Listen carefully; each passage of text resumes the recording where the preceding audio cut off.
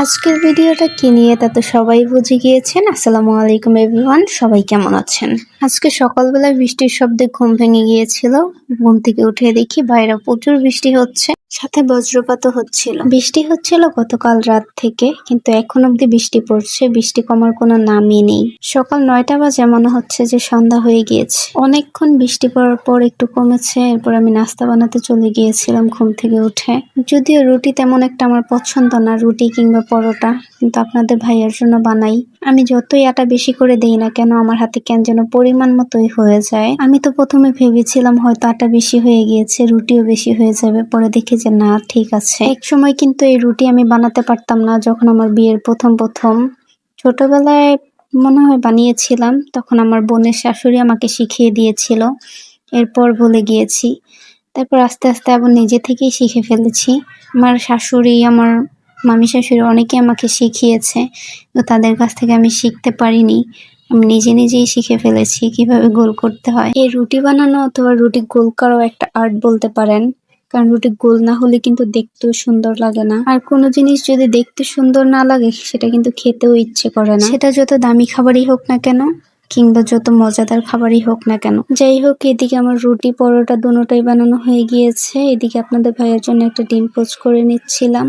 এইগুলো করতে করতে ভাবছিলাম যে আজকে দুপুরে কি রান্না করা যায়। বাইরেও যেহেতু প্রচুর বৃষ্টি, তাই ভাবলাম যে বউয়া ভাত রান্না করি, সাথে ভর্তাও বানিয়ে নিব। বউয়া ভাতটা কিন্তু মূলত খুদ দিয়ে রান্না করে, আমার কাছে খুদ ছিল না, চাল দিয়ে রান্না করেছি।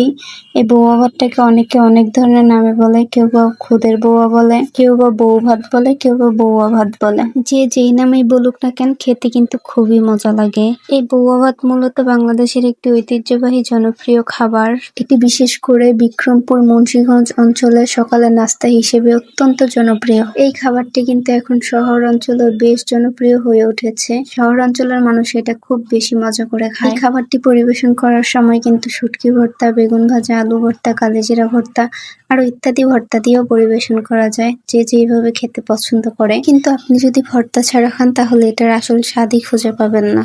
চালের বউয়া ভাতের থেকে কিন্তু খুদের বউয়া ভাতটা কিন্তু খুব বেশি মজা লাগে, সেটাও আপনাদের সাথে একদিন শেয়ার করব। এদিকে আমি অনেক ধরনের ভর্তা বানিয়ে নিয়েছিলাম, আমার কাছে যা যা ছিল তাই দিয়ে। বউয়া ভাতের সাথে কিন্তু ভর্তাগুলো অনেক মজা হয়েছিল। প্রত্যেকটা ভর্তাই কিন্তু আমি শিলপাটায় বেটে করেছিলাম। শিলপাটার ভর্তাগুলো কিন্তু খুব মজা হয়। শিলপাটায় বাটা যতটা কষ্ট, খেতে কিন্তু তার থেকেও বেশি মজা। বৃষ্টির মধ্যে কিন্তু গ্যাসের সমস্যাটা একটু বেশি হয়, যার কারণে আমার রান্না করতে করতে বিকেল হয়ে গিয়েছে।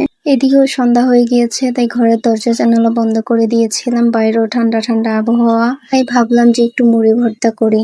এদিকে আপনাদের ভাইয়া আমাকে ঘরে রেখে বাইরে চলে গিয়েছে। কিছুক্ষণ পর ফোন দিয়ে বলছিল যে রাতের জন্য কিছু রান্না করো না, আমি বাইরে থেকে খাবার নিয়ে আসবো। এদিকে দেখি আপনাদের ভাইয়া অনেকগুলো খাবার নিয়ে এসেছে আমার জন্য। সিপি 5 স্টার থেকে অনেকগুলো চিকেন উইংস এনেছিল, আর সাথে বেলপুরি, স্ট্রবেরি অনেক কিছুই এনেছিল। সিপি 5 স্টারের খাবারের মানের কথা বলতে গেলে মোটামুটি ভালোই। চিকেন উইংস গুলো খুব মজা ছিল, কিন্তু তাদের সস গুলো একটুও ভালো না। আজকে এই পর্যন্তই। সবাই ভালো থাকবেন, সুস্থ থাকবেন। আল্লাহ হাফেজ। Thanks for watching my video.